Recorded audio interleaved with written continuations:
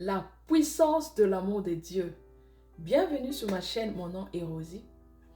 Bien-aimés, lorsque nous parlons de la puissance de l'amour de Dieu, nous savons que l'amour est universel. Et donc, tout le monde ou n'importe qui peut comprendre ce que cela signifie. Mais lorsque nous rentrons dans la Bible, on se rend compte que la Bible nous définit trois formes d'amour. Premièrement, c'est l'amour fraternel. L'amour qui pousse un homme, l'amour qu'un frère peut avoir à l'égard de sa sœur, ou soit de son frère ou de sa famille. Et deuxièmement, c'est l'amour érotique. L'amour qui pousse un homme d'aller épouser une femme. Et troisièmement, c'est l'amour agapé, l'amour des dieux. Bien aimé, lorsqu'on parle de l'amour des dieux, il y a quelque chose d'inconditionnel qui prend place. Quelque chose qui dépasse notre entendement. Quelque chose qui dépasse nos limites. Très souvent, nous pensons que Dieu nous aime parce que nous sommes meilleurs, parce que nous remplissons nos devoirs et obligations. Erreur. Dieu nous aime d'une manière inconditionnelle. L'amour de Dieu ne se conquiert pas par mérite. Rien de ce que tu as ne t'a valu cet amour. Je voulais dire à une personne, lorsque tu comprends la puissance de l'amour de Dieu, tu comprends que cet amour est inconditionnel. C'est-à-dire, il ne te demande rien. Et cet amour est constant. C'est-à-dire, ça ne varie pas, ça ne descend pas. Et cela ne dépend pas de nous. Cela dépend de Dieu qui nous aime. Par contre, la manière dont nous aimons le Seigneur peut varier selon les circonstances. Nous pouvons les constater dans la Bible avec les disciples Pierre.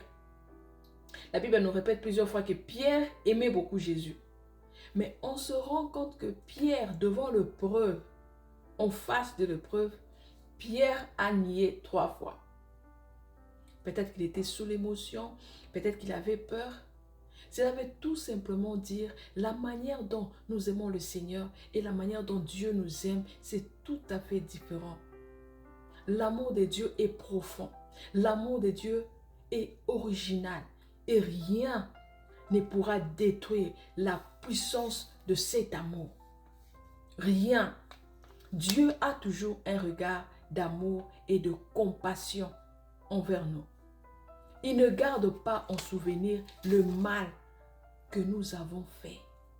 C'est-à-dire, chaque jour, il a un regard nouveau, un regard d'amour, un regard de compassion. C'est-à-dire que son amour est parfait.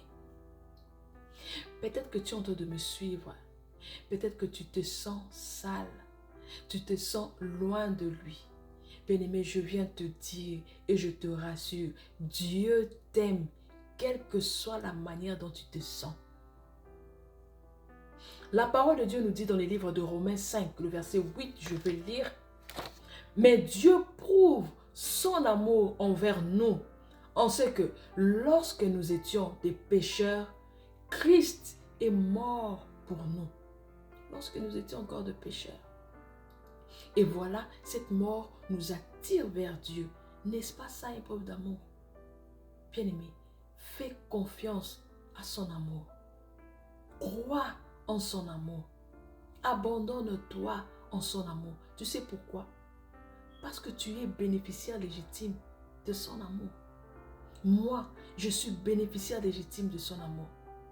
Je vous parlerai de mon témoignage dans le jour qui vient. Alors que je suis passé par une épreuve, il s'agissait pas question de vie ou de mort. Il s'agissait question de mort. Alors je me suis souvenu de l'histoire du roi Ézéchias. Le Seigneur envoyait le prophète pour lui dire, prépare-toi, tu vas mourir. Le roi Ézéchias, il a prié, il a prié, il a prié. Le même Dieu a envoyé le même prophète pour venir lui dire, je t'ajoute 15 années. Alors que j'étais dans l'épreuve, j'ai dit à Dieu, Seigneur, parce qu'il s'agissait de mon mari, j'ai dit, Seigneur, même si c'était ta décision, même si c'était ta décision, même si c'était ta volonté d'accepter que mon mari puisse mourir, je te demande de changer cette volonté. Je te demande de changer cette décision. Et vous savez quoi? Dieu a fait ce que je lui avais demandé. Je lui ai dit, change cette décision parce que tu m'aimes. Dieu avait changé cette décision parce qu'il m'aime, parce qu'il m'aimait. Bien-aimé, je vais terminer cette vidéo. Peut-être que tu es là, tu me suis, tu n'as pas encore donné ta vie à Jésus, alors que tu es bénéficiaire légitime de son amour. Je veux que tu puisses faire cette prière avec moi. Seigneur Jésus, me voici devant toi. Je viens t'abandonner toute ma vie. Je reconnais avoir péché. J'ai marché dans la désobéissance. Maintenant, je t'accepte dans ma vie comme mon Seigneur et mon Sauveur. Dirige toute ma vie. Prends la direction de ma vie. Et désormais, je t'appartiens. Dans le nom de Jésus-Christ. Amen. Que le Seigneur vous bénisse.